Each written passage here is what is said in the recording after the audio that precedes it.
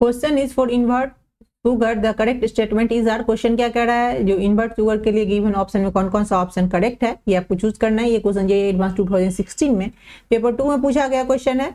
तो एक एक करके ऑप्शन देख लेते हैं। तो सबसे पहले इन्वर्ट शुगर क्या होता है, ये ग्लूकोज एंड फ्रक्टोज का इक्विमोलर मिक्सचर होता है। तो फर्स्ट क्या, invert sugar is prepared by acid catalysed hydrolysis of maltose. This is incorrect, क्योंकि अगर आप इन्वर्ट शुगर का प्रिपरेशन कैसे होता है, ये सुक्रोज को अगर हम क्या करते हैं, हाइड्रोलिसिस करते हैं, एसिडिक हाइड्रोलिसिस करते हैं, तो आपका बनता है, आपका एक बनता है डी ग्लूकोज, और डी फ्रक्टोज भी बनता है, D glucose and D fructose.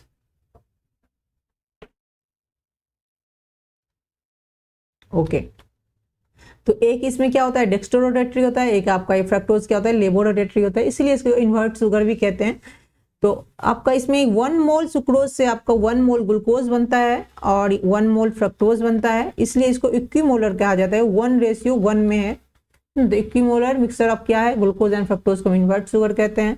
तो ये आपका फर्स्ट जो हो गया वो तो इनकरेक्ट हो गया, क्योंकि ये मल्टोज से बोल रहा है बट यहाँ सुक्रोज से होता है। सेकंड क्या, invert sugar is an equimolar mixture of D glucose and dextrorotatory में ये माइनस है, लेबोरोटेटरी में, तो ये दिस इज करेक्ट।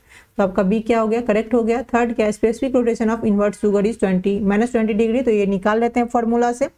तो देखिए स्पेसिफिक रोटेशन के लिए पूछ रहा है ना, ये तो मिक्सचर है ग्लूकोज एंड इसका, तो ये कैसे निकालते हैं।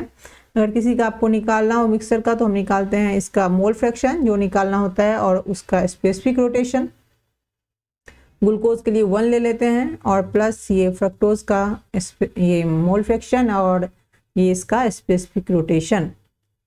ओके, तो मोल फ्रैक्शन आप कैसे निकालते हो, जिसका निकालना रहता है उसका मोल बाय टोटल मोल। तो 1 मोल है ग्लूकोज, तो 1 मोल प्लस 1 किसका है, फ्रक्टोज का, और इसका क्या हो गया, इसका स्पेसिफिक रोटेशन। तो यहाँ आप देखिए माइनस ग्लूकोज का दिया गया है आपका कितना, -52, तो ये प्लस में है तो यहाँ +52 कर दीजिए, और ये माइनस में यहाँ प्लस फ्रक्टोज का ये दिया गया है डेक्स्ट्रोरोटेटरी का, तो +92 है, तो यहाँ -92 डिग्री कर दीजिए।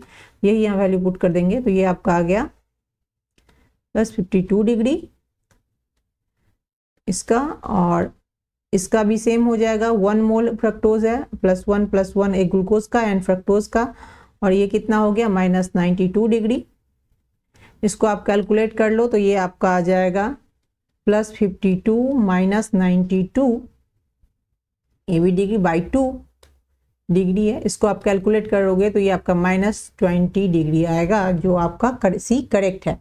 देन आपको क्या करना, on reaction with Br2 water, bromine water के साथ आप इन्वर्ट शुगर का करते हो तो सैकेरिक एसिड बनता है। This is wrong. ये Br2 वाटर जो है क्या है, एक माइल्ड ऑक्सीडाइजिंग रिएजेंट है। अगर हम यहाँ सपोज ग्लूकोज का करवाते हैं, यहाँ CHO है और यहाँ पे क्या रहता है आपका CH2OH, तो ये ऑक्सीडाइजिंग एजेंट है। तो ऑक्सीडाइजिंग एजेंट का आप करवाओगे, ये माइल्ड ऑक्सीडाइजिंग एजेंट है, तो ये क्या करता है, यहाँ पे आप OH एंड H लगा लेना सब दोनों साइड से। यहाँ सपोज ये OH है, फिर ये H, फिर यहाँ OH, फिर इधर OH, फिर ये H और ये H है ना, ये माइल्ड ऑक्सीडाइजिंग एजेंट है। तो ये क्या करेगा, बस एल्डिहाइड ग्रुप को एसिड में चेंज करेगा और ये अल्कोहलिक ग्रुप को एसिड में चेंज नहीं करेगा।